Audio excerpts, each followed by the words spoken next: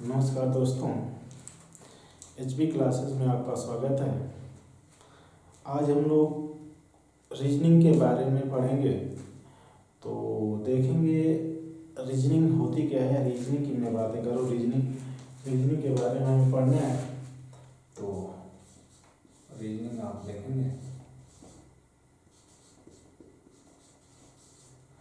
Reasoning आप भाषा से ही समझ में आ जाती है कि रीजनिंग मतलब होता है तर्क शक्ति। यानी रीजनिंग मतलब होता है तर्क शक्ति।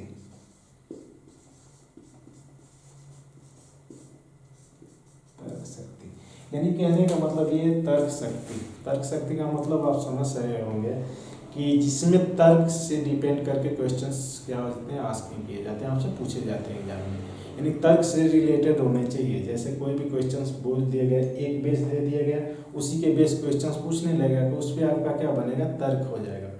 तो तर्क से रिलेटेड जो भी क्वेश्चंस बनेंगे वो किसके अकॉर्डिंग आते हैं, रीजनिंग के अकॉर्डिंग आते हैं। तो हम लोग देखेंगे रीजनिंग जब भी आप स्टार्ट करेंगे, जब भी हम लोग पढ़ना शुरू कर रहे हैं। तो फिलहाल रीजनिंग का फर्स्ट वीडियो है। इस फर्स्ट वीडियो में मुझे जानना जरूरी होगा कि रीजनिंग होती क्या है। तो मैंने समझाया आपको अभी कि रीजनिंग होती क्या है, जिसमें तर्क के बारे में यानी तर्कपूर्ण आपको ज्ञान मिलेगा, वो क्या कहलाएगी, रीजनिंग कहलाएगी। तो अब रीजनिंग के बारे में हम देखेंगे तो आपको मालूम होना चाहिए कि रीजनिंग मुख्यतः कितनी प्रकार की होती है। रीजनिंग के प्रकार क्या होते हैं। तो रीजनिंग के दो प्रकार होते हैं और ये हम लोगों को मुख्यतः जानना बहुत जरूरी होता है कि रीजनिंग के कौन कौन से प्रकार होते हैं। नहीं तो जो नए एस्पिरेंट होते हैं, जो नए तैयारी करने वाले स्टूडेंट्स होते हैं, उन लोगों से अगर पूछ दिया जाए कि रीजनिंग कितनी प्रकार की होती है, रीजनिंग क्या क्या कौन कौन सी रीजनिंग आप पढ़ते हैं, तो स्टूडेंट्स नहीं कह पाते हैं, नहीं बता पाते हैं। तो इस चीज़ को हम लोग समझ लें कि रीजनिंग मुख्यतः कितनी प्रकार की होती है। तो मुख्यतः रीजनिंग आप देखेंगे तो मुख्यतः रीजनिंग दो प्रकार की होती है। एक होती है भाषिक, एक होती है भाषिक जिसको आप बोलते हैं इंग्लिश में वर्बल रीजनिंग, वर्बल। दूसरी होती है अभाषिक, अभाषिक जिसको बोला जाता है नॉन वर्बल, नॉन वर्बल। तो भाषिक और अभाषिक इन दो रीजनिंग होती है, याद रखिएगा। तो रीजनिंग हमने कितना पढ़ा, दो। रीजनिंग कितनी होती है, दो होती है। रीजनिंग पहली होती है वर्बल और दूसरी होती है नॉन वर्बल। वर्बल रीजनिंग होती क्या है और नॉन वर्बल क्या होती है, इसी चीज को हम समझ लेंगे, हमारा सब कुछ क्लियर होता है। तो वर्बल रीजनिंग वह रीजनिंग होती है, याद रखिएगा, जिसमें भाषा पे डिपेंड होकर क्वेश्चन किया जाता है।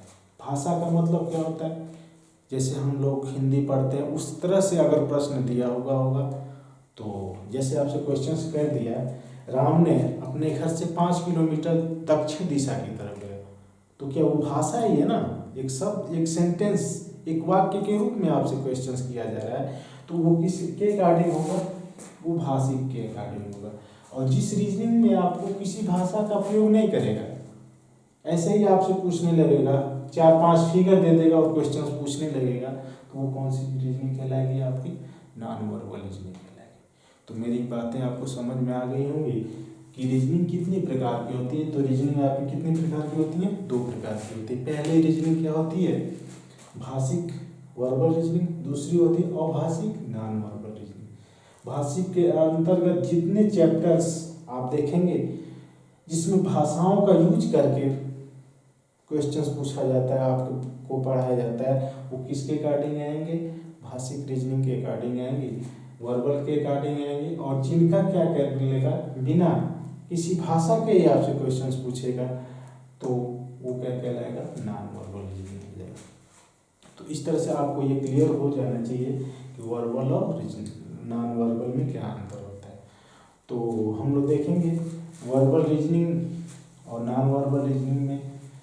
तो सबसे पहले हम देखेंगे कि वर्बल रीजनिंग का जो भी टॉपिक होते हैं वो कौन कौन से होते हैं। तो उनको देखने से पहले हम लोग बस ये ध्यान देंगे कि वर्बल रीजनिंग में पहला चैप्टर हमें क्या पढ़ना है, उस चीज़ को हम लोग पढ़ेंगे। सिलेबस आप लोगों को नोट करवा दिया जाएगा जो भी आपका सिलेबस होगा।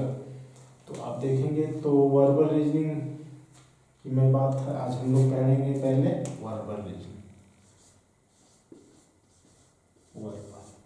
वर्बल रीजनिंग में पढ़ना है आपको, पहला चैप्टर पढ़ना होगा अल्फ़ाबेट टेस्ट।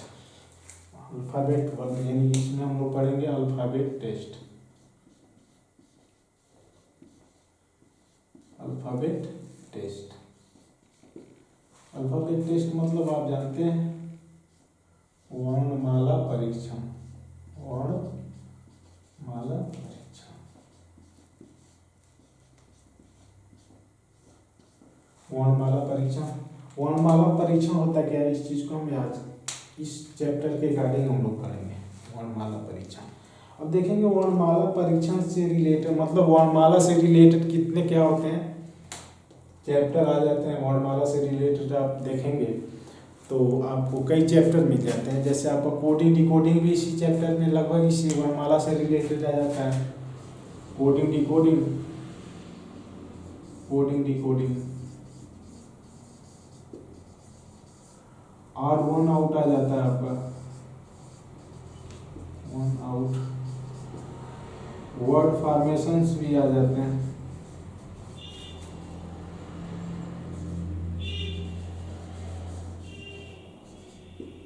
वर्ड फॉर्मेशन आ जाता है आपका।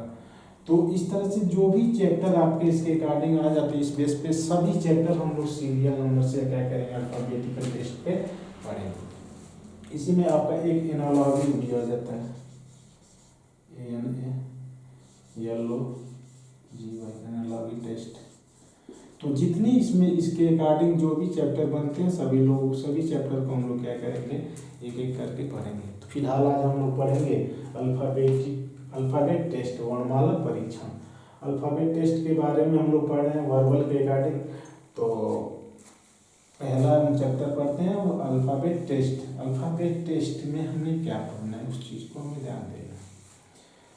तो अल्फ़ाबेट टेस्ट की बातें आप जब करेंगे तो अल्फ़ाबेट टेस्ट की जब बातें करेंगे तो आपको पढ़ना होगा सबसे पहले अल्फ़ाबेट वर्णमाला होता है क्या। तो वर्णमाला की मैं बात कर लेता हूँ।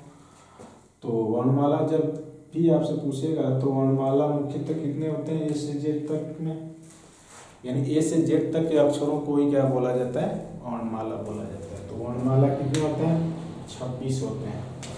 तो ए टू जेड तक के टोटल कितने अक्षर होते हैं 26 होते हैं। यानी कि ए से जेड तक आपके 26 अक्षर होते हैं वर्णमाला में। वर्णमाला में जैसे जेड तक 26 अक्षर होते हैं, लेटर होते हैं 26 लेटर। यानी इन 26 ही अक्षरों को मिलाकर के क्या बनाया जाता है वर्णमाला बनाया जाता है। वर्णमाला है। अब ध्यान देंगे वर्णमाला में जो सीक्वेंस बनता है ए से जेड तक के 26 अक्षरों का उनमें क्या होता है आगे का क्या क्रम होता है आप देखेंगे। तो इसमें आपके बनते हैं 21 क्या होते हैं कॉन्सोनेंट होते हैं, कॉन्सोनेंट, और 5 क्या होते हैं वावेल। वावेल तो इन ए टू जेड 26 अक्षरों में 21 आपके कॉन्सोनेंट होते हैं और 5 क्या होते हैं वावेल होते हैं। कॉन्सोनेंट मतलब व्यंजन और वावेल मतलब स्वर होते हैं। तो ये क्लियर चीजें हमेशा होनी चाहिए कि ए से जेड तक के टोटल अक्षरों में कितने आपके कॉन्सोनेंट होते हैं कितने आपके क्या होते हैं वावेल होते हैं। तो आपने देखा 5 आपके वावेल होते हैं और 21 कॉन्सोनेंट होते हैं। अब आगे देखेंगे तो इसमें कंडीशंस कैसे हमें क्वेश्चंस पूछते हैं उस चीज़ के बारे में हम लोग क्या करेंगे पढ़ेंगे। तो आप देखेंगे कि वर्णमाला में ए टू जेड तक के लेटर होते हैं मौजूद। तो सबसे पहले हम लोग कितने प्रकार से क्वेश्चंस पूछेगा क्या करेगा उन सब चीज़ों के हम लोग थोड़ा सा बाद में डिस्कस करेंगे, लेकिन हम उस चीज़ को क्लियर करें कैसे क्या करना होता है। तो आप देखेंगे ए से जेड तक के टोटल लेटर होते हैं कितने होते हैं 26। इन 26 में अक्षरों में आपके अभी हमने बोला 5 वावेल होते हैं और 21 कॉन्सोनेंट होते हैं। टोटल मिलाकर के 26 का निर्माण होगा। इन 26 लेटरों को लेकर के ही हमें क्या किसका निर्माण होता है, वर्णमाला का। अब जब इस टॉपिक में आपसे क्वेश्चंस पूछा जाएगा, तो इस टॉपिक में जब भी क्वेश्चंस आपसे पूछा जाएगा तो इनके प्लेस, यानी कि इनका प्लेस वर्णमाला में किस क्रम पे है, यानी कहने का मतलब ये हुआ कि इनका वर्णमाला यानी अल्फाबेटिकल टेस्ट में आपका क्रम क्या होगा। जैसे मैं बोलूँ A B C D E F G H I J K L M N O P Q R S T U V W X Y Z, यहाँ तक के टोटल लेटर आपके मौजूद होंगे, यानी कि ए से जेड तक के आपके अक्षर हैं। अब ए से जेड तक के अक्षरों को मैं देखूं तो आप देख रहे होंगे ए किस क्रम पे है। आप देखेंगे तो ए का वर्णमाला क्रमांक में कौन सा स्थान है जी, 1 है। बी का 2 है, सी का 3, डी 4 पे, 5वें पे ई है, 6वें पे एफ है, 7वें पे जी, 8 9वें पे आई है, 10वें पे जे है, 11वें पे के है, 12वें पे एल है, 13वें पर यम है, 14वें पे आपने देखा यन है, 15वें स्थान पे ओ हो जाएगा, और 16वें पे टी, 17वें पे क्यू, 18वें पे आर, 19वें पे एस, 20वें पे टी, 21वें पे यू, 22वें पे भी, 23वें पे, 24वें, 25वां, 26वां, यानी ये टोटल आपके क्या हो जाएंगे, लेटर हैं, यानी इनके वर्णमाला क्रमांक देख रहे हैं आपने। यानी अंग्रेजी वर्णमाला में एक किस स्थान पे होता है, पहले पे होता है, बी दूसरे पे होता है, तीसरे पे सी होता है, चौथे पे डी होता है। इस तरह से आपने सभी का वर्णमाला क्रमांक यहाँ पे देखा। तो कैसे हम लोग इस चीज़ को करेंगे कि वर्णमाला क्रमांक हमें याद हो। तो बात यहाँ पे आके ये हमेशा याद रखिएगा कि जब भी आपसे वर्णमाला क्रमांक में किसी भी लेटर का वर्णमाला क्रमांक याद करने की बातें करेगा तो आप एक रूल याद रखिएगा। वो रूल होता है आपका इजोटी। आप रूल उसको पढ़े होंगे। इजोटी एक रूल होता है जो क्या होता है, इजोटी के माध्यम से हम किसी का वर्णमाला क्रमांक याद करेंगे। EJOTY, इजोटी। इस इजोटी के माध्यम से हम किसी भी वर्ण का यानी कि किसी भी वर्णमाला का हम क्या करेंगे, किसी भी अक्षर का, जैसे आर का ज्ञात करना है तो आर 18वें पे तो का वर्णमाला क्रमांक हम लोग क्या करेंगे, याद कर लेंगे। तो इजोटी के माध्यम से हम लोग करेंगे तो ध्यान दीजिएगा। ई का मतलब क्या होता है जी, 5, 10, 15, 20, 25, इस क्रम में हमें क्या कर लेंगे, इसको कर लेंगे। तो यहाँ पे आप देख रहे हैं इजोटी का मतलब 5, 10, 15, 20, 25 किस क्रम में हो रहा है, 5 के मल्टीपल के रूप में। तो इजोटी का जब भी आप वो करिएगा तो ये किस रूप में होना चाहिए, 5 के गुणज के रूप में। इजोटी किसके रूप में, 5 के गुणज के रूप में, यानी 5 के पहाड़े के रूप में ये इजोटी काम करता है। अब ये चीज़ें जब 5 के पहाड़े के रूप में बस इजोटी को आप याद कर लेंगे तो मेरे ख्याल से चीज़ें आपको क्लियर हो जाएंगी। किसी भी लेटर का आपको वर्णमाला क्रमांक ज्ञात करना है तो आप बहुत आसानी से ज्ञात कर सकते हैं। जैसे आपसे हमने पूछ दिया कि अंग्रेजी वर्णमाला में क्वेश्चंस क्या पूछेगा, मान लीजिए आपसे पूछ देता है अंग्रेजी वर्णमाला में अंग्रेजी वर्णमाला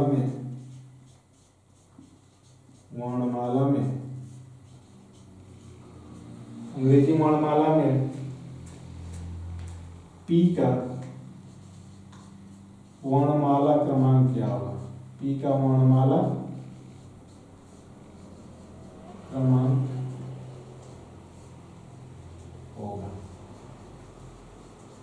क्या होगा ये बताना। तो जब पी का वर्णमाला क्रमांक पूछेगा तो आप कैसे करेंगे, ये ध्यान दीजिएगा। तो अंग्रेजी वर्णमाला में पी का वर्णमाला क्रमांक आपसे पूछा, तो जब पी का वर्णमाला क्रमांक आपसे पूछने लगेगा तो आप कैसे करेंगे, ध्यान दीजिएगा मेरी बातों को। आपने पी का वर्णमाला क्रमांक ढूंढना है, और ऐसे आप देखें रूल अगर आपको याद है इजोटी, इजोटी जब आपको रूल याद है तो इजोटी के माध्यम से आप किसी का वर्णमाला क्रमांक ज्ञात ही कर लेंगे ना।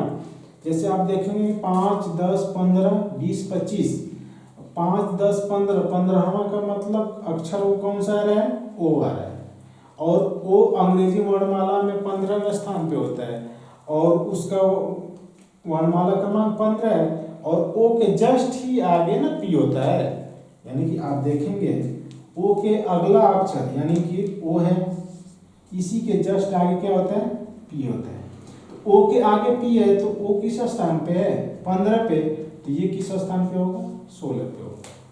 अगर आपसे क्वेश्चंस में पूछ दिया होता है अंग्रेजी वर्णमाला में आर का वर्णमाला क्रमांक क्या होगा, तो आर का जब वर्णमाला क्रमांक पूछेगा तो पी किस स्थान पे है, यानी कि ओ किस स्थान पे है, 15वें पे है, और पी की बात कर रहे हैं, ओ के बाद पी क्यू आर, कितना आगे अक्षर पढ़ रहे हैं, 1, 2, 3, तो 15 में क्या जोड़ देंगे, 3, तो 15, 3, 18, यानी कि आर का वर्णमाला क्रमांक क्या हो जाएगा, 18 हो जाएगा। तो इस तरह से आप क्या कर सकते हैं, इजोटी के माध्यम से किसी भी लेटर का वर्णमाला क्रमांक बहुत आसानी से क्या कर सकते हैं, ज्ञात कर सकते हैं। तो ये तो आपने इजोटी के माध्यम से देखा। अगला एक और इसमें रूल होता है, वो भी आप देख लीजिएगा, वो भी आपके काम में के लिए बहुत इम्पोर्टेंट होगा, उसके माध्यम से भी आप क्या कर सकते हैं, आंसर दे सकते हैं बहुत आसानी से। जैसे आपसे पूछ देगा एक अगला वो होता है रूल सेफिलॉरक्स, आप देखेंगे बुक पढ़े होंगे, CFILORUX,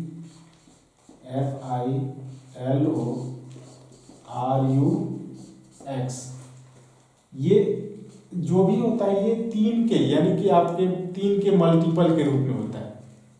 3 के मल्टीपल का रूप ये होगा कि आप 3 का पहाड़ा पढ़ देंगे, 3 के 3, 6, 9, 12, 15, 18, 21, 24, 3 के मल्टीपल के रूप में कौन होता है, सफिलॉरक्स। सफिलॉरक्स 3 के मल्टीपल के रूप में, इसको आप लिख सकते हैं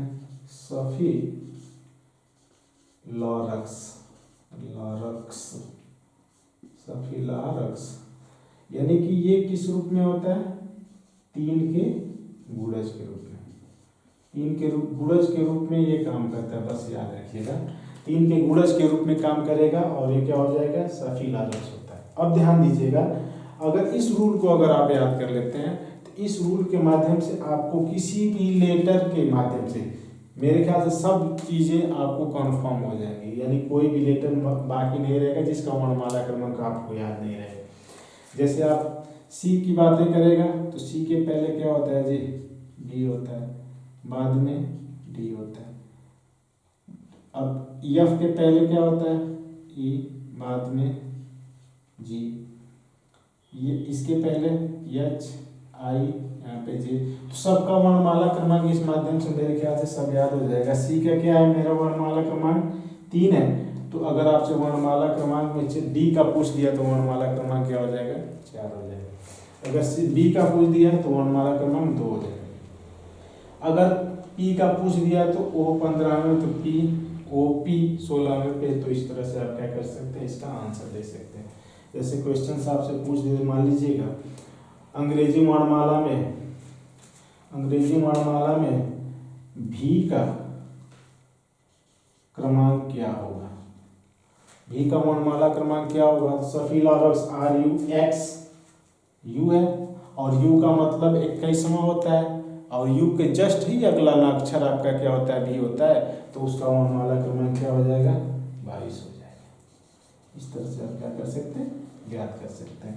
तो ये चीज़ें हमेशा याद रखिएगा, कभी भी आपको वर्णमाला क्रमांक ज्ञात करना होगा तो आप क्या मेथड यूज करेंगे, ये यूज करिएगा सफिलॉरक्स और इजोटी और सफिलॉरक्स के माध्यम से आप किसी भी चीज का वर्णमाला क्रमांक आसानी से ज्ञात कर सकते हैं। जैसे मैं एक क्वेश्चन और बोलूं कि अंग्रेजी वर्णमाला में क्यू का वर्णमाला क्रमांक क्या होगा, क्यू का, तो सफिलॉरक्स के माध्यम से हम पढ़ लेते हैं। तो आर का वर्णमाला क्रमांक क्या होता है जी, 18, और आर का 18 हो गया, और आर के कितने अक्षर पहले ये क्यू होता है, तो आप देखेंगे क्यू एक ही अक्षर पहले है ना, यानी एक अंक पीछे, अगर हम लोग आर में से एक माइनस करेंगे पीछे आएंगे तो किसका निर्माण होगा, क्यू का। तो क्यू का यानी इसका वर्णमाला क्रमांक क्या 18 है, तो जब पीछे हमें आना है तो 18 में से एक माइनस कर दें, क्या हो जाएगा 17, जो कि किसका वर्णमाला क्रमांक हो जाएगा, क्यू का हो जाएगा। अगर मान लीजिए आपसे यस के बारे में पूछ दिया गया, यस का वर्णमाला क्रमांक क्या होगा, तो यस का वर्णमाला क्रमांक किसके नजदीक है, यस आर के नजदीक है, और आर का वर्णमाला क्रमांक कितना है 18 है। तो जब आर का वर्णमाला क्रमांक 18 है तो 18 से कितना अधिक है, यानी आर से कितना अधिक पे जा रहे हैं आप लोग, यस के पास एक प्लस होता है तभी तो 18 में एक प्लस कर देंगे तो किसका निर्माण हो जाएगा 19 का, और जो कि यस का वर्णमाला क्रमांक होता है। तो इस तरह से हम लोग क्या करेंगे, किसी भी वर्णमाला क्रमांक को ज्ञात कर लेंगे। तो ये चीज़ें हमेशा आप क्लियर रखेंगे, और अल्फ़ाबेटिकल टेस्ट में हम लोग इस मेथड को अगर यूज करेंगे तो किसी भी लेटर का वर्णमाला क्रमांक हम लोग क्या करेंगे, बहुत आसानी से ज्ञात कर लेंगे। तो किसी भी लेटर का वर्णमाला क्रमांक अगर आपको ज्ञात करना है तो हम लोग क्या करेंगे, इजोटिक और सफिलॉरक्स की मदद से क्या करेंगे, बहुत आसानी से ज्ञात कर लेंगे। अगर आप यहाँ पे क्वेश्चंस कैसे क्या अरेंज करता है इस चीज़ के बारे में हम लोग देखेंगे, ध्यान देंगे। तो यहाँ पे जो चीज़ें होती है लेफ्ट और राइट से सीक्वेंस रखता है, लेफ्ट और राइट का लैंग्वेज यहाँ पे यूज किया जाता है। लेफ्ट और राइट का मतलब ये होगा, ये क्या हो जाएगा लेफ्ट, ये राइट हो जाएगा, और ये आपका हो जाएगा लेफ्ट, यानी जिसको आप बायां बोलेंगे, और ये क्या होगा आपका दायां। राइट का मतलब होगा दायां और बायां का सीक्वेंस होगा। तो दायां और बायां का सीक्वेंस ही आपका क्या करेगा, अल्फाबेटिकल टेस्ट में क्या करता है, क्वेश्चंस को अरेंज करता है, इसी के माध्यम से हमारा क्वेश्चंस बनता है। तो यहाँ तक तो चीज़ें मैं क्लियर समझूँ, जो भी चीज़ें मैंने बताया अभी आपको ये समझ में आई होंगी कि क्या होता है अल्फ़ाबेटिकल टेस्ट में, और अब इसमें क्या कैसे क्वेश्चंस बनता है, किस प्रकार का क्वेश्चंस बनता है, इस क्वेश्चंस के बारे में हम लोग अगली वीडियो में पढ़ेंगे, जिसमें आपको किस प्रकार से क्वेश्चंस बनते हैं। जैसे आपसे क्वेश्चन बनता है A to Z, यानी कि आपका A to Z बेस पे क्वेश्चंस, यानी कि सामान्यतः जैसे वर्णमाला आपका होता है उस लेवल से क्वेश्चंस कैसे पूछा जाता है उसको। उसके बाद फर्स्ट हाफ रिवर्स से, यानी कि प्रथम अर्धांश से, सेकेंड हाफ रिवर्स द्वितीय अर्धांश से, बोथ हाफ रिवर्स दोनों अर्धांशों को एक लेकर के, मिक्स्ड सीरीज मिडल वेरिएबल, इन तमाम प्रकार के क्वेश्चंस को कैसे उसने अरेंज करके पूछा जाता है, सब पे हम लोग कल उस चीज़ के बारे में हम लोग नोट करेंगे और उसके बारे में पढ़ेंगे। तो आपको जो भी अब अगले क्लास मिलेगी, अब नेक्स्ट वीडियो में मिलेगी, और आप लोगों को मेरी ये कोशिश रहेगी कि बहुत अच्छा से अच्छा मैं समझाने की कोशिश करूं, जिससे आप लोगों को बहुत फ़ायदा हो, और वीडियो को देखने के बाद आपको ये कोई कंप्लेन ना हो कि आपको ये चीज़ें नहीं समझ में आई हैं।